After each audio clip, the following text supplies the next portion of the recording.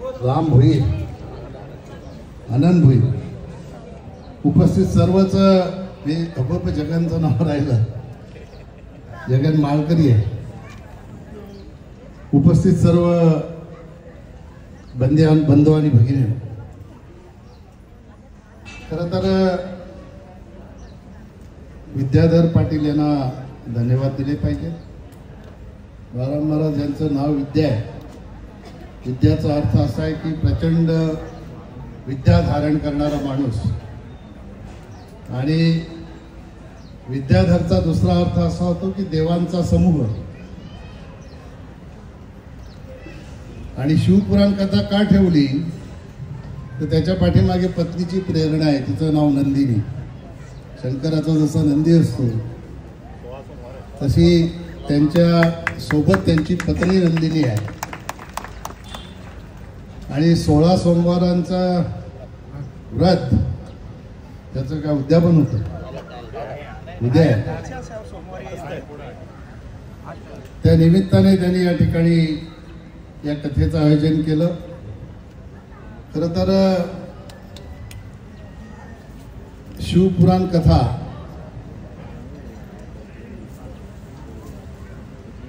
भगवान शंकर एक अशी देवता आहे जी मुकुट घालत नाही, वस्त्र घालत नाही, सिंहासनावर बसत नाही. त्यांना बसायला वाघाचं कातडं लागतंय. सिंहासनाच्या जागेवर जटा असतात आणि वस्त्रांच्या जागेवर भस्म लावून, आपण बोलतो ना भस्म लावलं की अंगाला शांती मिळते, तशी सगळ्या विश्वाला शांतीचा संदेश देण्यासाठी वस्त्रांच्या जागेवर भस्म लावतात. मी नेहमी सांगतो, माणसाला शरीराला शांत करायचं असेल तर गीतेचं पठण केलं पाहिजे.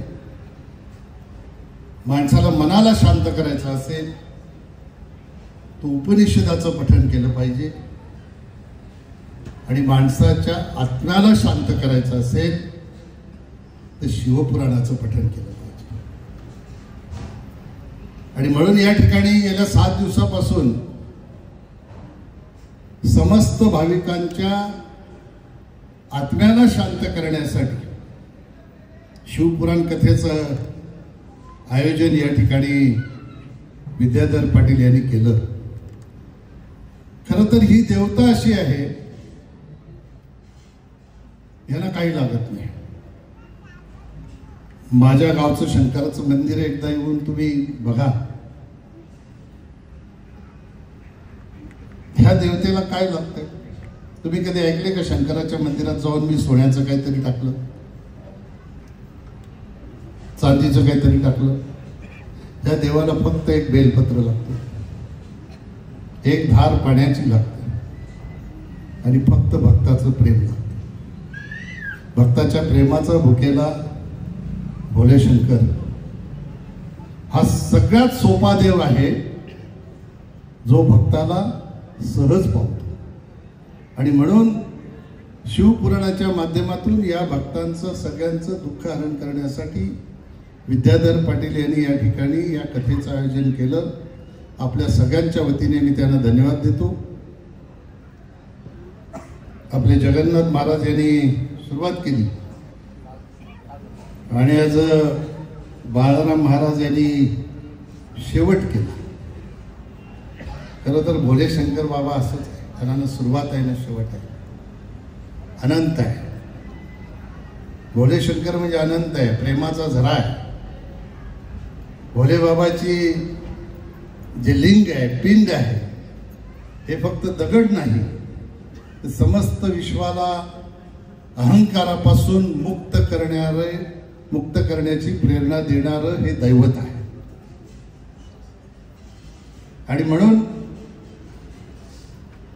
ह्या शंकराच्या प्रेरणेने पंढरपूरहून आलेल्या महाराजांची क्षमा मागतो की आमच्या भूमीत अशा प्रकारचे कीर्तनकार घडवले, प्रवचनकार घडवले, ज्यांचा आम्हाला अभिमान आहे. बाळाराम महाराजांनी या ठिकाणी सांगितलं की या ठिकाणी त्यांच्या गळ्यात टरबूज घातले. टरबूज हे प्रेमाचं प्रतीक होतं महाराज, म्हणून तुमची मान खाली झुकली नाही.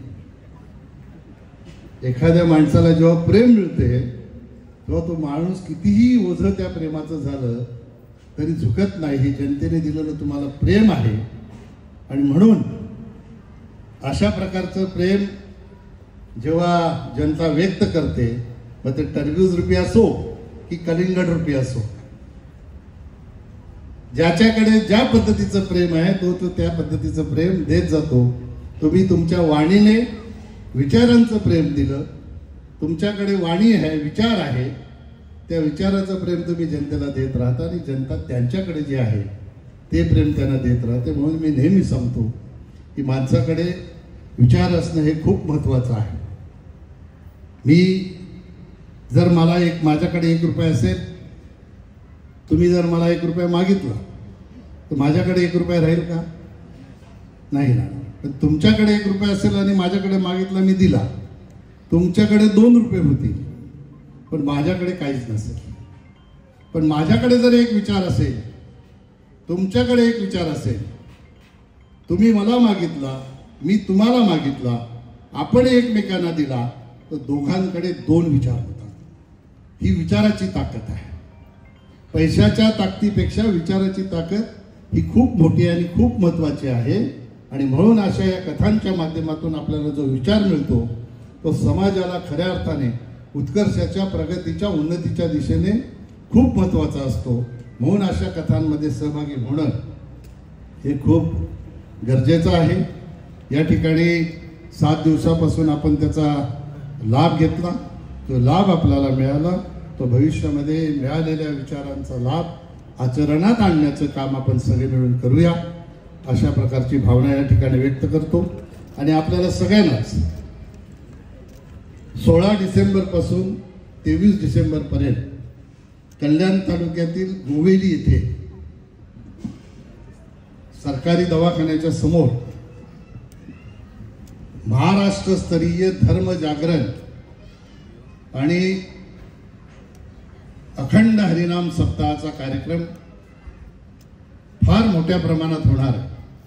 आपण सगळ्यांनी त्या ठिकाणी उपस्थित राहावं. तुम्हाला वाटत असेल कार्यक्रम कल्याणला होतो, महाराष्ट्रव्यापी होतो, आमंत्रण तुम्ही का देता?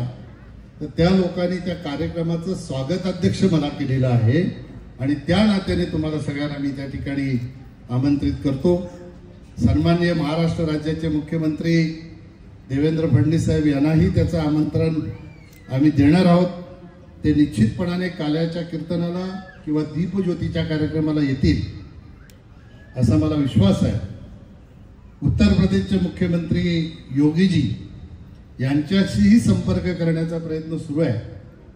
त्यांच्याशी संपर्क झाला तर ते माझे मित्र आहेत. आम्ही एकत्र लोकसभेमध्ये काम केलेलं आहे. ते मुख्यमंत्री होण्याच्या आधी लोकसभेमध्ये खासदार होते. त्यामुळे त्यांनाही जर वेळ असेल तर निश्चितपणाने एक दिवस तेही येऊन जातील अशा प्रकारचा प्रयत्न आहे. या धर्मजागरणाच्या कार्यक्रमाला आपण सगळ्यांनी उपस्थित राहू. 50,000 लोक उपस्थित राहतील अशा प्रकारची व्यवस्था इथल्या सगळ्या सहकार्याने केलेली आहे. मंडळाचे अध्यक्ष जे आहेत त्यांनी सगळ्यांनाच वेगवेगळ्या जबाबदाऱ्या दिलेल्या आहेत आणि म्हणून हा कार्यक्रम यशस्वी तर होईलच, पण तुम्ही त्या ठिकाणी उपस्थित राहिला तर अजून तो कार्यक्रम गोड होईल, अजून चांगल्या प्रकारचं यश त्याला मिळेल. म्हणून आपल्याला सगळ्यांना विनंती आहे त्या ठिकाणी आपण उपस्थित राहावं. मला या ठिकाणी आपण बोलवलं, माझा सन्मान केला, त्याबद्दल विद्याधर पाटील आणि त्यांच्या कुटुंबियांना मी धन्यवाद देतो आणि थांबतो. जय हिंद, जय भारत, जय महाराष्ट्र. बोला हर हर